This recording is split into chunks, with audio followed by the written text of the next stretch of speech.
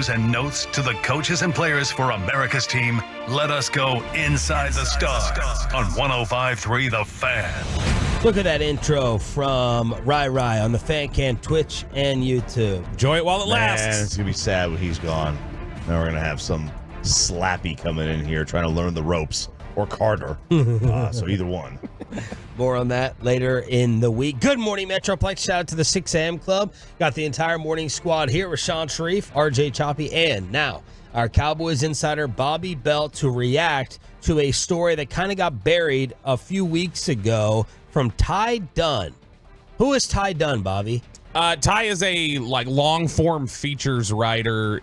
He's solo now. He's gone independent, but he used to write for Bleacher Report. He was a beat writer for the Milwaukee Journal-Sentinel covering the Packers. He's covered the Bills before. His two big stories that he's known for, he wrote for Bleacher Report about the Aaron Rodgers, Mike McCarthy tension. That's where all that stuff came out about, McCarthy's lazy and Aaron doesn't like him, doesn't think he's football smart. The massage table story. Yeah, that came from that specific article. And then last year, he had really blown up again with the story about Sean McDermott talking about how brave the 9/11 hijackers were to the Buffalo Bills. He's the one who got that story out there. Okay.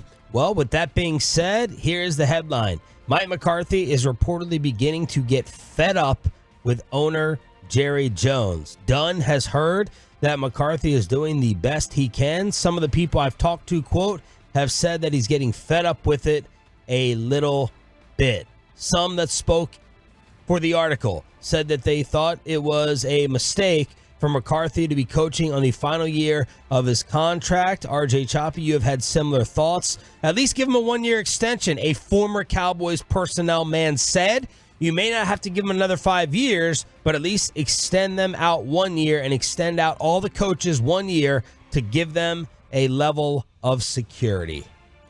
That's what I always thought they should have done. Disgusting. With a look with players, there's a theory that basically give them a 3-year extension all the time. If you think you're going to be there in 3 years, give them a 3-year extension or restructure it, just because you're going to be needing these cap relief while they're still there, right? If you have a quarterback, and then with a coach, you just never want them on the lame duck year. Whatever that may do for having a level of authority, you've removed that when you allow them to be a lame duck walk year coach. My response to that was, yes, in many instances I agree. Not with this one. It would have been so easy to see through it. Everyone was anticipating and waiting for Mike McCarthy to be fired as soon as they got embarrassed by the Packers. And if anything, I'd worry about enraging the players I need to extend by giving Mike his deal. And the second point to that is, now that we have realized that Jerry Jones is frugal, there was no way in hell that was going to happen, as some have speculated that Bill Belichick or a replacement is not here because Jerry was not going to pay Mike McCarthy to not work. Which, if true, that's disgustingly.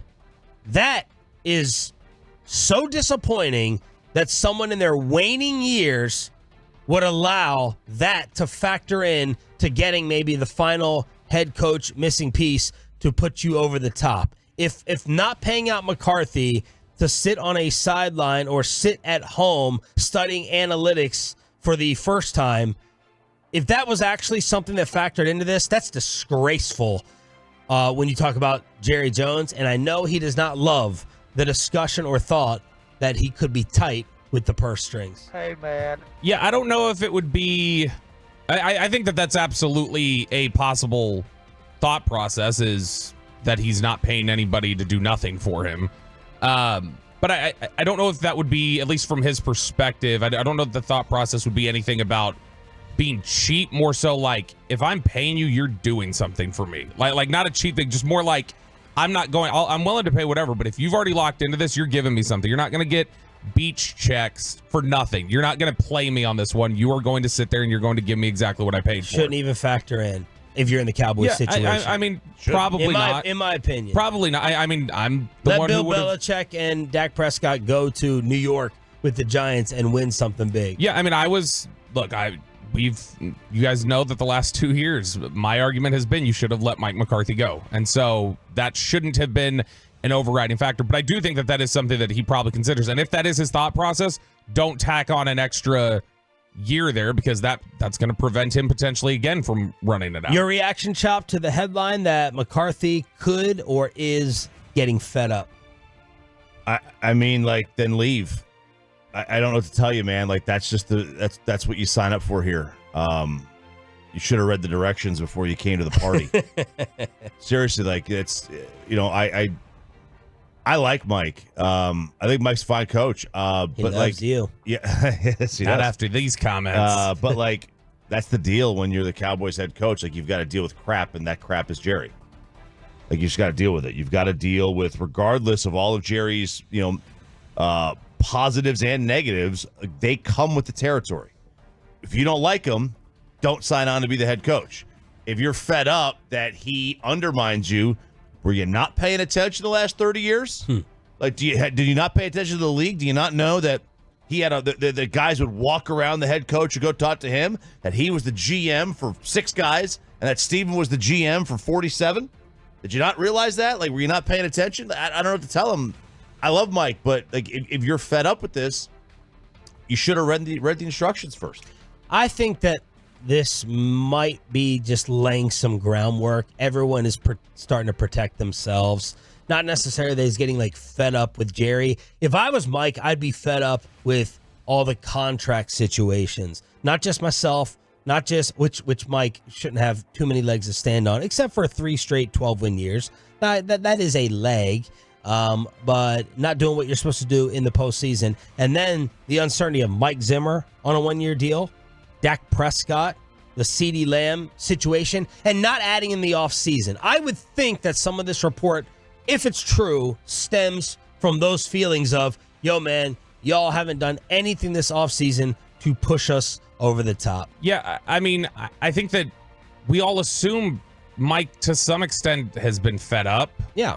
But that's not, like, I don't know how... As many would be. Yeah, I don't know how unique of a thought that is. Like, the idea being that we've talked about how difficult an adjustment it's appeared to be for him going from Green Bay, about the most, quiet, in control, like, type of setting in the NFL, to the loudest, most difficult environment in terms of attention that exists in the NFL. Oh, wow, there's a lot of people in this media room now. It's been a difficulty. Wow. Look at that. It's something that he's had some trouble with, and he's had to adjust to. I think he's gotten better than year 1, year 2. I think he had real challenges with it the first couple of years, dealing with what does it mean to be the Cowboys head coach, and I think he's gotten better. But if he's so exasperated potentially by this, then that means he still hasn't learned enough about being here in Dallas, like Choppy was just saying. But we always talk about, man, are you loving that Jerry's out there saying this or that about your job, Mike? Like, we've speculated before about he's probably frustrated by that, and that's an issue to him. The other thing is, it's not just this comes with the territory, like Chop said. As much as people hate that Jerry has the GM title and they think that that's a BS title and something that isn't real, it's only a name, only whatever else, the fact is, he is still the general manager, and the general manager in every other city in the NFL does talk about contract situations, talk about personnel. It's just tough for people to accept here because it's a dual title for him that he gave himself, but he is the general manager, and the general manager talks about personnel and contract situations. That's normal. That is to be expected. More from the article. Another note is that McCarthy believes Jerry is undermining him and putting him in a no-win situation. Players have felt that impact because the coaches cannot influence players how they need to. Quote from a former, again, Cowboys personnel man. None of this sounds like Broadus, right? How would we sniff this out with a word or phrase? What was Broadus's go-to catchphrase, crutch phrase when Tolos were naming them to everyone? What would be in here? You're not bad wrong. running joke, Bob. You're not wrong. You're not wrong. You're not wrong. Mm-mm. And there's no Wolchuk call out in here, so it's definitely not Broadus. McCarthy's doing the best that he can, said the former personnel man. Some of the people I've talked to have said that he's getting fed up with it a little bit. It's hard. And I feel bad for Dak. I think Dak, this is where I thought it could have been Bobby, but then it said personnel man. I think Dak's a really good quarterback who is capable of taking a team to the Super Bowl. He's just got to overcome a lot of things. So there you go. That's part of the article from Ty Dunne. Need to marry McCarthy and Jason. Jason was really good at deflecting the Noise. the noise, but also like I kind of feel like buffering between top and bottom, like owner and player, right? He was kind of like the buffer. That's it. When you play for the Cowboys, when you play for the Yankees, you need that. At least when Steinbrenner was alive, the old man, like you needed some. Like Joe Torre's really good at deflecting and not letting George. You're basically putting him in his place in the media, but doing it in a polite manner. And I think you need some. Mike's a little sensy when it comes to this stuff. Like you need somebody who doesn't let it get to him at all. Jason was good at that. Yeah. Jason had his faults elsewhere, but Jason was really good at that aspect of it. And I think that is because he played here. More from the piece. Other contenders extend their core stars. Good teams typically choose to keep good players, and timing is everything in today's NFL. Being proactive frees up money in the present to sign pieces capable of getting you over the hump. Jerry and Steven then bungle that step. Dallas doesn't know who to pay, when to pay them, and despite the rhetoric, does not function as an all-in contender. Prime opportunities at the Super Bowl fade away. Quote from the personnel guy or woman. It is crazy what's going on, and it doesn't ever really change. Close quote. A failure to grasp the quarterback market. A resistance to spend money on veterans who can swiftly close that title gap. A failure to re-sign their own at the right time. I mean, that's all fair. That's a fair assessment, I think. To the end that, blocking out the noise, that's been my biggest criticism probably of McCarthy the whole time, was just that he thinks that's possible, or that he thinks that that's a reasonable way to approach it for himself and the rest of the team, is to block out the noise. To me, that oftentimes is negligence here in Dallas. Like, the noise is going to exist, the noise is going to penetrate. You have to teach them to deal with it. By telling them to just block it out, they don't know how to handle it when it makes its way in. And so I think that that's been a failure of his. I'm fascinated by who the hell he could have been talking to. Yes. I think Ty Dunne is really, really good at what he does. He's a fantastic writer. He's developed good relationships across the league. I think there's been, to call it a former Cowboys personnel man, there have been 2 departures from the entire personnel department since Mike McCarthy started here. Really? Yeah. And 2? Yeah, and I don't believe either one of those people would still have people they're talking to in the building. Do you mind? Do you mind saying who they are? Yeah, I mean, it's public. It's out there. Lionel Vital left. And give us the background on those Lionel guys. Vital was the assistant director of college scouting. He had come over from Atlanta. I know when Lionel Vital left, he's now the GM, I think, of the Houston Roughnecks in the UFL. I think that's what he does. Vital definitely, I don't think, is talking to anybody in the building. There were some hurt feelings or some sour taste in some people's mouths when he left. And then the other was their former national scout, Drew Fabianich, who I think had kind of felt like he was stuck a little bit and started looking for other gigs. Ended up at Auburn. He's at West Virginia now as their director of scouting. I just don't think that there's a lot of connection still in the building for him that he'd be talking to people. And so now, did he leave on good or bad terms? I think someone in talking like this is defending Mike.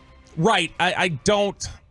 It was not as bad as it was with Lionel Vital. I don't think that Drew Fabianich is somebody that would still be talking to people in the building for stuff like that. That seems odd to me. So I think that this is more likely potentially a coach or some pseudo role that, could be labeled personnel man. But that's an issue right there. If I can't trust right there that I think that that's a reasonable thought that it's a personnel guy that he's talking to, it's like, okay, well, I doubt you just messed that up. That would be something that you're probably covering for somebody. You don't want to connect too many dots, so you call it this.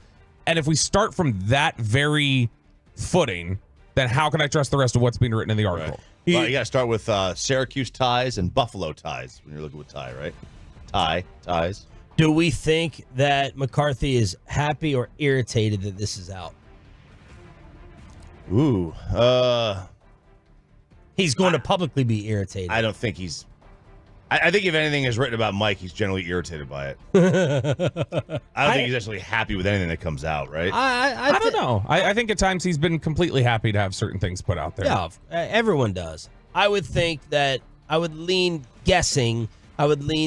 more towards him being pleased over this. Yeah, I think absolutely. I think that, like you said, publicly, if it even comes up, he's away now. Although he probably hates this writer, right?